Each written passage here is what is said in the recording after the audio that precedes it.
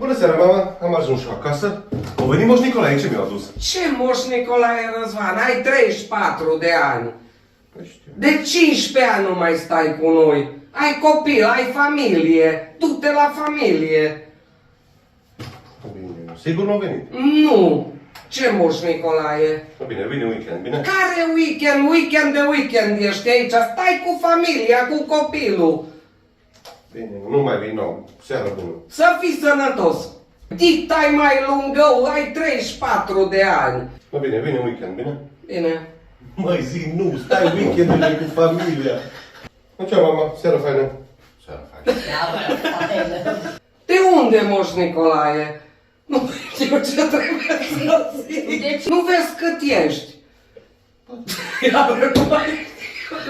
O vei? Hai, mama. Zici că ești putulic.